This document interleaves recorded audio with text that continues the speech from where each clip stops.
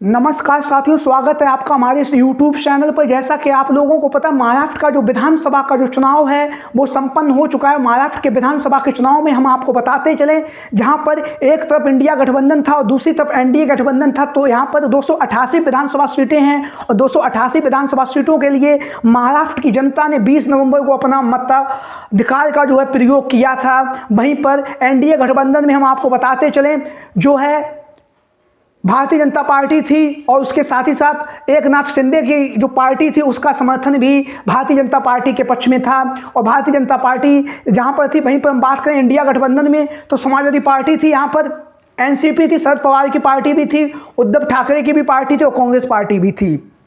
जहां पर 288 विधानसभा सीटों पर जो जनता ने अपना जनादेश दिया 20 नवंबर को दिया और आज है 23 नवंबर। आज जो है महाराष्ट्र का जो जनादेश है उसकी मतगणना हुई और मतगणना होने पर जहां पर आप लोगों को हम बताते चलें, उत्तर प्रदेश के साथ साथ जो महाराष्ट्र में इंडिया गठबंधन को झटका लगा है और भारतीय जनता पार्टी 200 से 5 सीटें जीतकर वो एक बार पुनः सरकार बनाने जा रही है महाराष्ट्र में। वहीं पर इंडिया गठबंधन में जो 54 से 55 विधानसभा सीटें ही महाराष्ट्र के अंदर जीत सका है। तो जहां पर इंडिया गठबंधन को झटका लगा है, वहीं पर हम आपको बताते चले समाजवादी पार्टी के राष्ट्रीय अध्यक्ष अखिलेश यादव जी की जो लोकप्रियता है वह लगातार अन्य राज्यों में भी बढ़ रही है। आप लोगों ने देखा होगा अखिलेश यादव जी ने जम्मू कश्मीर का चुनाव लड़ा और जम्मू कश्मीर के चुनाव में भी समाजवादी पार्टी का जो वोट परसेंटेज है वो समाजवादी पार्टी को मिला। और कहीं ना कहीं महाराष्ट्र के विधानसभा के चुनाव में अखिलेश यादव जी के पूर्व में भी 2 विधायक थे, इस बार भी 2 विधायक हुए हैं, लेकिन लंबे मार्जिन से विधायक जो हैं वोटों से जीतकर सदन में पहुंचे हैं। वहीं पर समाजवादी पार्टी ने 9 विधानसभा सीटों पर अपने प्रत्याशियों को चुनावी मैदान में उतारा था।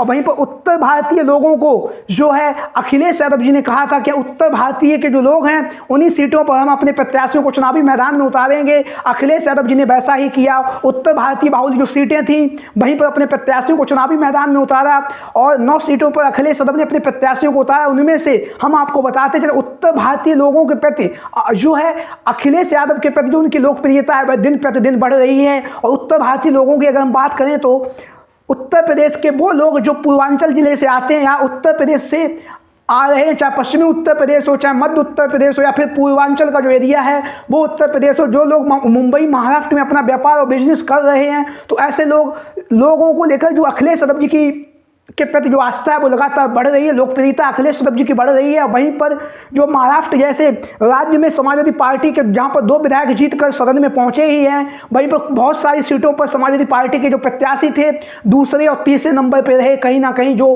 काफ़ी ज़्यादा महत्वपूर्ण है। आगे आने वाले समय में कहीं ना कहीं समाजवादी पार्टी की जो स्थिति है महाराष्ट्र के अंदर और भी अच्छी होने जा रही है। अगर हम बात करें, अगर इंडिया गठबंधन और सहयोग दे देता या समाजवादी पार्टी जो अपनी सीटें मांग रही थी 12 सीटें अगर इंडिया गठबंधन दे देता तो समाजवादी पार्टी वहां पर अच्छा प्रदर्शन करती, इंडिया गठबंधन भी अच्छा प्रदर्शन करके दिखाता। क्योंकि अखिलेश यादव जी को इंडिया गठबंधन से सिर्फ 2 ही सीटों पर समर्थन मिला था और दोनों ही सीटों पर जो है समाजवादी पार्टी के जो प्रत्याशी थे, चाहे अबू आसिम आजमी हो या फिर रईस शेख हो, दोनों ही प्रत्याशियों ने शानदार जीत भी दर्ज की है। तो हम आपको बताते चलें उत्तर भारतीयों की जो लोकप्रियता है कहीं ना कहीं देश भर में छाई हुई है और अखिलेश यादव जी लगातार उत्तर भारतीय लोगों को लेकर महाराष्ट्र के लोगों के बीच लगातार लोकप्रिय हो रहे हैं। तो देरी ना करते हुए एक एक करके बात करेंगे। अबू आसिम आजमी जो शिवाजी नगर की विधानसभा सीट से चुनावी मैदान में उतरे और उतरकर उन्होंने कहीं ना कहीं जो है जीत दर्ज की है 12,000 वोटों से,